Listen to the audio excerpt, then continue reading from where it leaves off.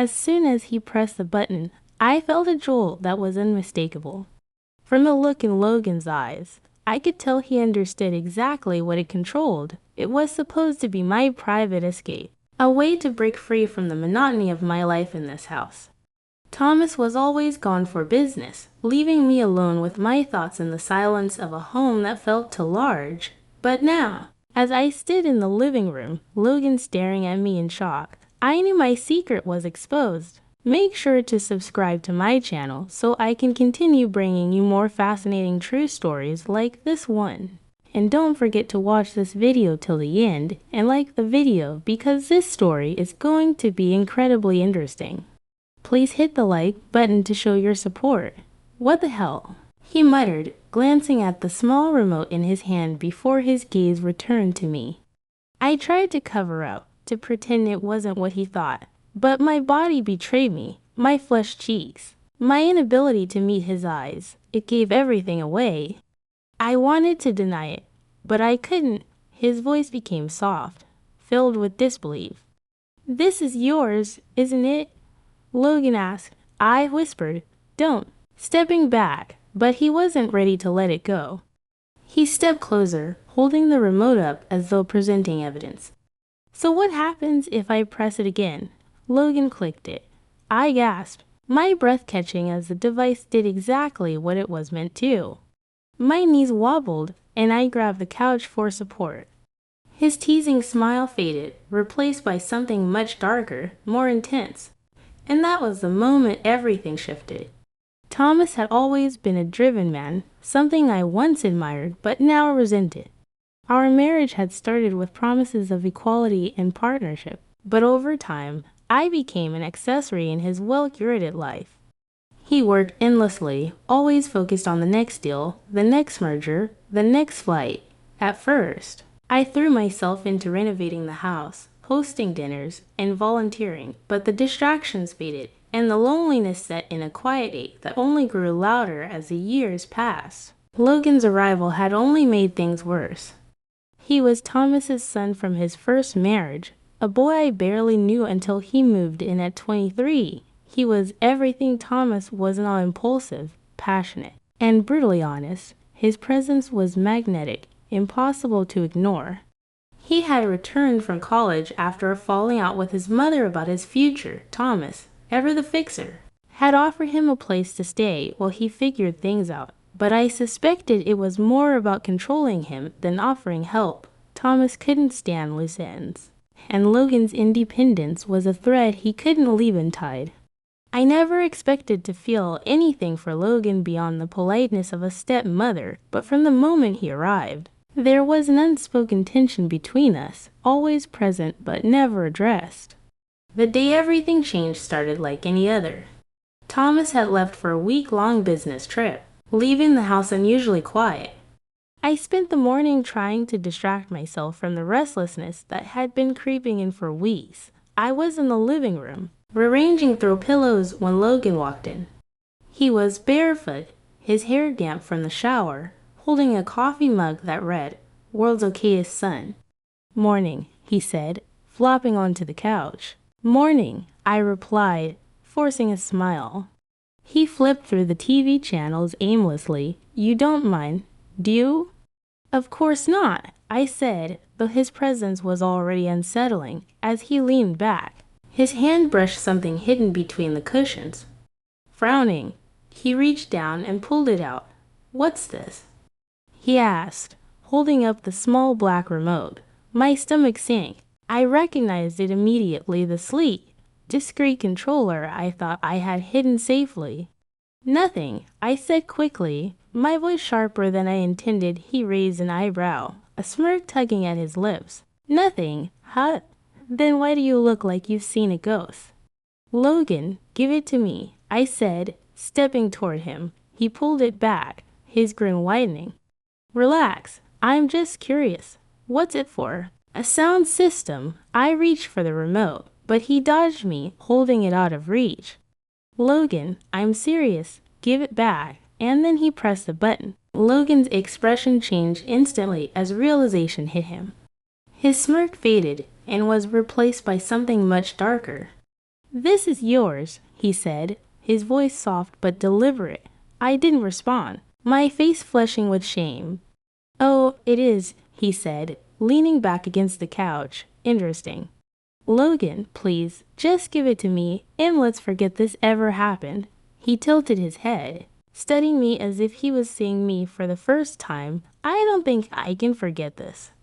I swallowed hard, my hands trembling as I reached for the remote again, but he didn't move. His eyes locked on mine. "What else are you hiding, Margaret?"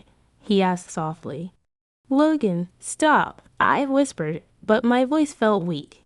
He leaned forward, holding the remote just out of reach. "Why are you afraid I'll discover who you really are?" Something inside me snapped.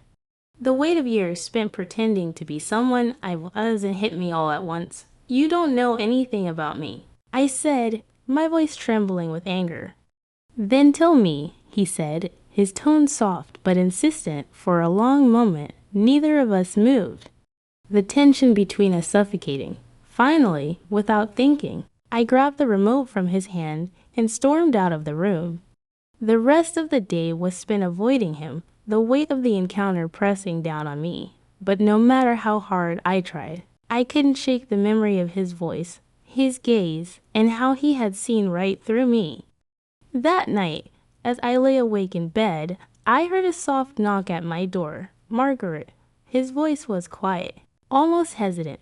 I didn't answer, my heart racing as I heard him open the door and step inside. "We need to talk," he said, his tone softer now. "Go back to bed, Logan," I said, my voice trembling. He didn't move, "Not until you tell me the truth." I turned to face him, my breath catching as I saw the intensity in his eyes. "What truth?" I whispered. His gaze didn't waver. "The truth about you. About us." His words hung in the air, an invitation to step through an open door. "The truth about us." The room felt suffocating, my thoughts colliding with each other as I tried to find my footing. "There is no us," I said, my voice quivering. He stepped closer, his silhouette framed by the faint glow of moonlight. "You don't believe that. Not after today." I sat up, pulling the blanket tighter around me, trying to shield myself from his gaze. "What happened today was a mistake, a misunderstanding." "You keep telling yourself that," he said, his voice calm but firm. "But we both know it's more than that." I wanted to deny it, to push him away, but the truth was already clawing at me. The days that followed were full of tension and avoided glances. Logan seemed content to wait while I wrestled with my own thoughts. But things had changed every time we crossed paths. The air felt heavy, charged with everything we hadn't said. It was a quiet afternoon when the dam finally broke. Thomas was still away, leaving the house silent except for the faint hum of the dishwasher. I was folding laundry when Logan walked in, his expression unreadable. "We need to talk," he said, his voice firm. I didn't look up. "There's nothing to talk about." "Stop lying to yourself, Margaret," he said, stepping closer.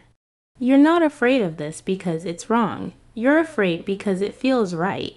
I dropped the shirt in my hands, his words cutting through me like a knife. "Don't," I whispered. "Don't what?" he asked softly. "Don't tell the truth. Or don't remind me of what I already know." I turned to face him, my chest tightening as I met his gaze. "You don't understand what you're saying." "I understand more than you think," he said, his eyes searching mine. "I've seen how lonely you are, how hard you try to hide it." Tears pricked at my eyes, and I looked away, unable to hold his gaze. "This isn't about me," I said. "It is," he said, stepping closer. "And it's about me too. I'm not just a kid, Margaret. I know what I feel, and I think you feel it too." His words hovered between us, daring me to deny them, but I couldn't. The first time it happened, it was almost an accident. We were in the library, a room Thomas rarely used, but one I had claimed as my sanctuary. I was standing by the window, staring out at the garden when Logan entered. "I didn't mean to scare you," he said, his voice low. "You didn't," I replied. though my hands trembled as I placed the book I hadn't been reading back down.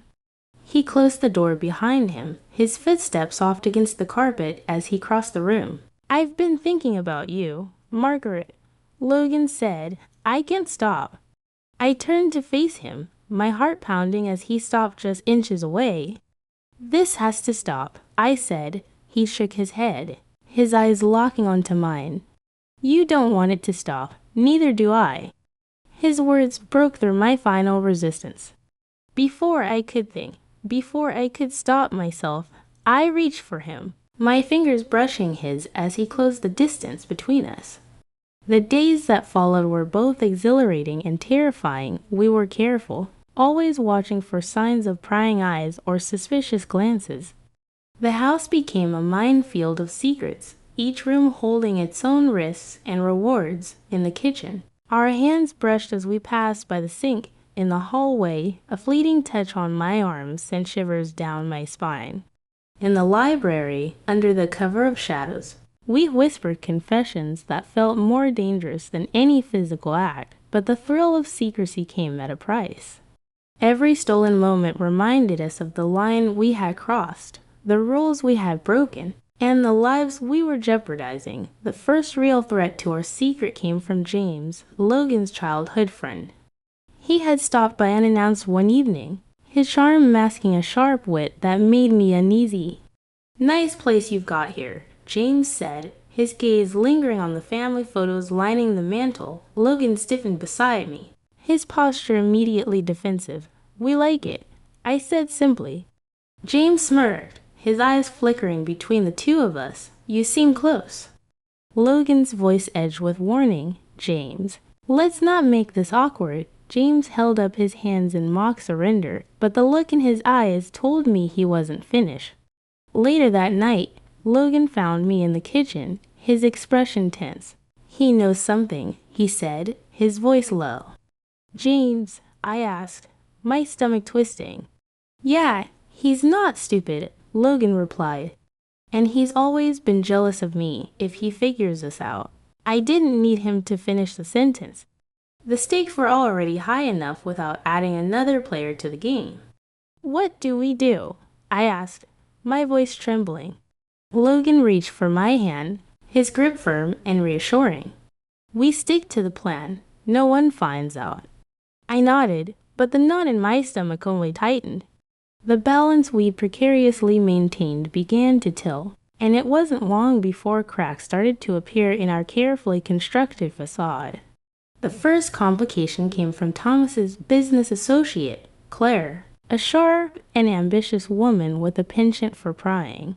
Claire had always been a fixture in Thomas's professional life, attending his dinners, overseeing his projects, and inserting herself into his personal affairs whenever she could.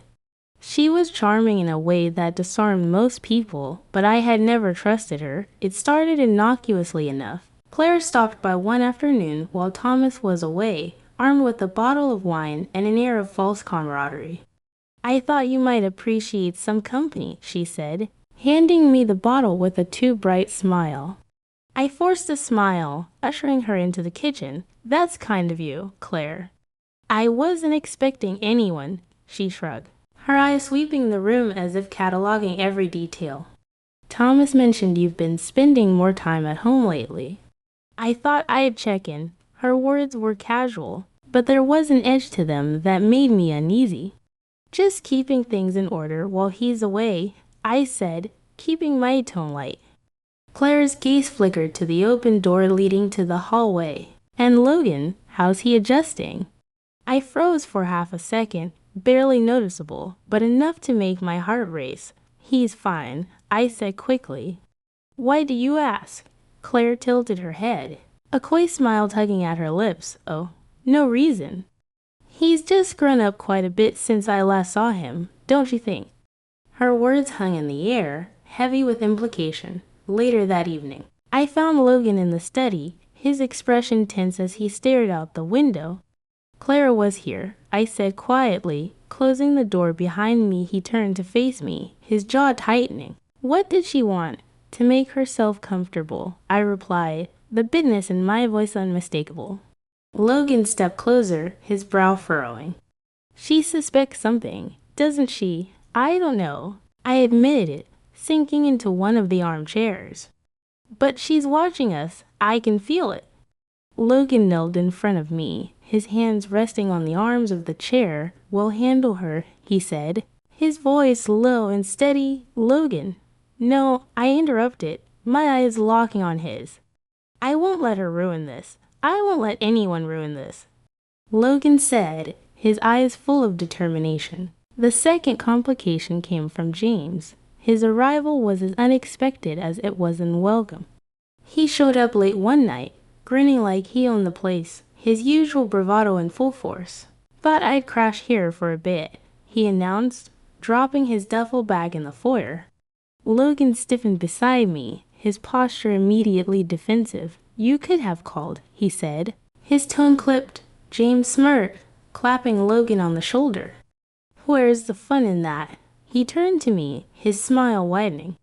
You don't mind, do you, Margaret? Of course not, I said, though my stomach churned at the thought of him staying under our roof. James's presence was a constant source of tension. He had a way of inserting himself into every conversation, every interaction, his sharp wit always teetering on the edge of something cruel. One evening, as we sat in the living room, James leaned back in his chair, his gaze flickering between Logan and me. You'd have gotten close, he remarked, his tone light but probing. Logan stiffened, his jaw tightening.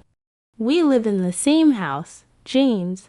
What do you expect? James chuckled, swirling his glass of whiskey. Fair point. But still, you seem to spend an awful lot of time together.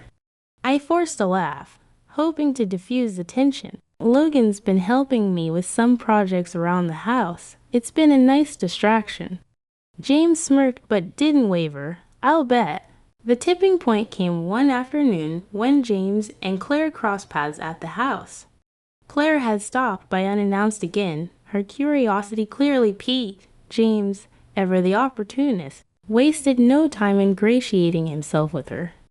Their conversation was filled with thinly veiled barbs and glances in my direction. Quite the setup you've got here, Claire remarked, her gaze lingering on the family photos lining the mantel. James grinned, leaning against the arm of the couch. Oh, you should see the dynamics. It's fascinating. Claire's smile was sharp, her eyes narrowing slightly. I'll bet. That evening, as I paced in the kitchen, Logan stormed in, his frustration evident. James is going to ruin everything, he said, slamming a glass onto the counter. I know, I replied, my voice trembling. He's already sniffing around, and now Claire's in the mix. It's only a matter of time before one of them puts the pieces together. What do we do? I asked, the weight of the situation pressing down on me. Logan reached for my hand, his grip firm and reassuring. We stick to the plan. No one finds out. I nodded, but the knot in my stomach only tightened. The balance we had precariously maintained began to tell, and it wasn't long before cracks started to appear in our carefully constructed facade. The first crack came when Claire cornered me in the hallway. Her tone was casual, but her words cutting. You've been quiet lately, Margaret, she said, her smile sharp. Anything you'd like to share? I forced a laugh, shaking my head. Not at all, just busy with the house. Claire tilted her head, her eyes narrowing slightly. Funny, that's what Thomas said the last time we talked. My breath caught, but I managed to keep my expression neutral. And what exactly did he say? Claire's smile widened, just that things seemed different around here. That night, Logan and I met in the library, the weight of the day pressing down on us. We're running out of time, Logan said, his voice low. I know, I whispered, tears pricking at my eyes. I don't know how much longer we can keep this up. Logan stepped closer, his hand brushing against mine. We'll figure it out together. But even as he said it, I could feel the walls closing in, the inevitable truth waiting to shatter everything we had built. The confrontation was inevitable. With James's sharp intuition and Claire's prying eyes, the threads of our secret were unraveling faster than I could hold them together. Every glance, every stray word felt like a trap. A moment that might give away the truth. The tipping point came on a stormy evening. Rain battered the windows, and the sound of thunder rolled through the house. Thomas had returned unexpectedly, his presence filling the space with a quiet tension. He was in the study with Claire, discussing business, or so I thought, while Logan and I tried to maintain the illusion of normality. But everything fell apart when Thomas called me into the study. I entered hesitantly, my palms damp as I smoothed the fabric of my blouse. "Close the door," he said without turning around. I obeyed, my heart pounding. "What's going on?" I asked, trying to keep my voice steady. Thomas turned, his face unreadable. "I think you know." "Thomas, stop," I began, but he cut me off. He gestured to Claire, who slid a folder across the desk toward me. I picked it up, my hands trembling as I flipped it open. Inside were photos grainy, damaged of Logan and me in the garden. In the library, even in the kitchen, our stolen glances captured like pieces of evidence in a trial. My breath caught, and I looked up to find Thomas staring at me, his expression a mix of betrayal and fury. "What is this?" I whispered. "You tell me," Thomas said, his voice cold. Logan burst into the study then, his presence like a thunderclap. "What's going on?" he demanded, his eyes darting between Thomas and me. "Perfect timing," Thomas said, his sarcasm biting. He held up one of the photos. Cared to explain this, Logan's jaw tightened, but he didn't back down. "You've been spying on us." "Spying?" Thomas barked a humorless laugh. "You think I need to spy to know when something's wrong in my own house. This isn't what you think." I began, but Thomas cut me off. "Don't insult me, Margaret. You've been lying to me for months, both of you." Claire cleared her throat, her voice smooth and calculated. "Maybe we should all take a step back. Emotions are running high." "Stay out of this, Claire," Logan snapped. His anger flaring, Claire raised her hands in mock surrender. But the smirk on her face made it clear she was enjoying the spectacle. The argument spiraled out of control. Accusations flew back and forth. Thomas accused Logan of betrayal, of exploiting my loneliness. Logan fired back, calling Thomas a neglectful husband who only cared about his image. "You were never there for her," Logan shouted. "You left her alone in this house like a ghost." Thomas retorted, his voice dripping with contempt. I stood frozen, my heart breaking as the two most important men in my life tore each other apart. The breaking point came when Claire dropped her final bombshell. "You know, Thomas," she began, her tone almost casual, "if you're looking for loyalty, maybe you should take a closer look at your own affairs." Thomas froze, his glare snapping to her. "What the hell are you talking about?" Claire smiled, her victory complete. "Oh, come on. Did you really think I didn't know? All those late nights, the trips with clients. You've been playing this game a lot longer than Margaret." The room went silent, the weight of her words settling over us like a suffocating fog. "You're lying," Thomas said, his voice low and dangerous. Claire shrugged, a nonchalant smile on her face. "Believe what you want, but maybe you should think twice before throwing stones." Thomas stormed out of the room, his fury palpable. Claire followed, her smirk still in place, leaving Logan and me alone in the aftermath. The silence between us was heavy with everything unsaid. "This is my fault," I whispered, tears streaming down my face. "No," Logan said, stepping closer. "This is on him, on them, not you." I shook my head, my guilt threatening to consume me. "I've ruined everything." Logan cupped my face in his hands, his gaze steady. "You haven't ruined anything. We're going to get through this together." I wanted to believe him, to believe that we could find a way out of this mess together, but the storm we had unleashed felt unstoppable. The next day, the photos were leaked. I don't know how they got out. Claire's meddling, Thomas's rage, or James's jealousy, but by morning, our faces were front-page news. The headlines were brutal, painting us as villains in a scandal that consumed the town. Thomas issued a statement, cold and calculated, framing himself as the wrong party. Betrayal by those closest to you is the deepest cut, he said in one interview, his voice heavy with manufactured sorrow. Logan and I were vilified, our names dragged through the mud by tabloids hungry for drama. The walls of the house felt like a prison, the whispers and stares of the outside world closed in. That evening, as the sun dipped below the horizon, Logan packed a bag. "We can't stay here," he said, his tone resolute. "Where will we go?" I asked, my voice barely above a whisper. "Anywhere but here," he replied. "As long as we're together." I looked around the house, the life I had built crumbling before my eyes. I didn't know what the future held, but I knew I couldn't face it without him. Taking his hand, I stepped into the unknown, leaving behind everything but the promise of what we could be. The drive was silent, except for the rhythmic hum of the tires on the asphalt. Logan stared straight ahead, his jaw tight, while I gripped the edge of my seat, my fingers aching from how hard I was clenching them. Every mile we put between us, and the house felt like a breath of fresh air after suffocating. But it wasn't enough to erase the weight of everything we'd left behind. The motel Logan found was small and unassuming, tucked away along a forgotten highway. The fluorescent sign buzzed faintly, casting an eerie glow over the parking lot. "We'll stay here for the night," he said as he grabbed our bags from the back seat. I nodded, too drained to argue. Inside the room, I sank onto the bed, my hands trembling. The news had already begun to spread. My phone buzzed incessantly with missed calls and messages, each one tying me to the wreckage we left behind. I turned it off, dropping it onto the nightstand as though it burned my skin. Logan knelt in front of me, his hands resting gently on my knees. "Hey," he said softly, his voice pulling me back to the present.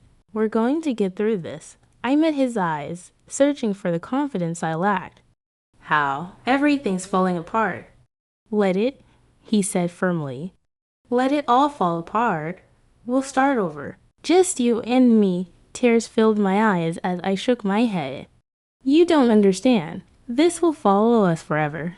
People won't forget. Then we'll make them forget," he said, his grip on me tightening. "Or we'll learn to live with it. But I'm not letting them take you from me."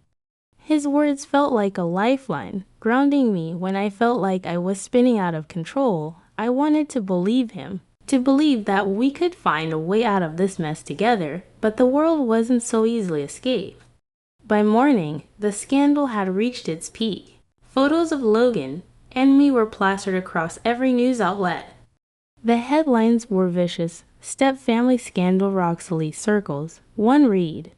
Another declared, "From housewife to headline, the affair that shattered a family." Logan sat beside me, scrolling through his phone, his face unreadable. "They're painting us like monsters," he muttered. "They're not wrong," I whispered, the guilt weighing heavily on me. He turned to me sharply, his voice fierce. "Don't say that. You're not a monster, Margaret. You're human. And you don't owe anyone an apology for that." The motel phone rang suddenly, its shrill tone cutting through the quiet. Logan and I exchanged a glance before he picked it up. "Hello," he said, his expression darkening as he listened. "We're not interested," he said before slamming the phone down. "Who was it?" I asked, my stomach twisting. "Reporters," he said grimly. "They found us by the time we left the motel." The reporters were already circling. A black sedan was parked near the entrance, its occupants pretending to check a map while their cameras peeked through the cracked windows. Logan noticed them first and tightened his grip on my hand. "Don't look at them," he whispered, leading me to the car. I nodded, keeping my head down as we slid inside. The engine roared to life, and Logan wasted no time pulling out of the lot, the sedan following at a distance. "Where do we go now?" I asked, my voice trembling. "Somewhere they won't find us," he replied, his eyes fixed on the rearview mirror. We ended up in a small coastal town, hours away, a place where the salty breeze promised anonymity. The motel we found was older but clean. its crack sign advertising ocean views that were barely visible through the fog. I stood by the window of our room, watching the waves crash against the shore as Logan paced behind me. The tension between us was palpable, the weight of everything we'd lost pressing down on us. "You regret this, don't you?" he asked suddenly, his voice cutting through the quiet. I turned to face him, my chest tightening. "What? Coming with me?" He nodded, his expression softening, leaving everything behind. I hesitated, the truth too complicated to put into words. "I don't know," I admitted finally. "I don't know what I feel anymore." His expression softened, and he stepped closer, taking my hands in his. "I know it's not easy, but I meant what I said. I'll never let them take you from me. We'll find a way to move forward together." I wanted to believe him, to believe that the storm we had weathered was behind us, but as I looked into his eyes, I couldn't shake the doubt lingering in the back of my mind. The days turned into weeks, and we settled into a tenuous routine. Logan found odd jobs to keep us afloat while I kept a low profile, avoiding the outside world as much as possible. But the whispers of our past were never far away. Every knock on the door, every unfamiliar face felt like a threat, a reminder that the scandal we had left behind could find us at any moment. One evening, as we sat on the beach watching the sunset, Logan reached for my hand. "Do you think we'll ever be free of this?" he asked quietly. I looked at him, my heart aching at the vulnerability in his voice. "I don't know," I said honestly, "but I know I don't want to face it alone." As the sun dipped below the horizon, casting the world in shades of gold and pink, I allowed myself to believe, for the first time in a long time, that we might find peace. Whatever came next, we would face it together.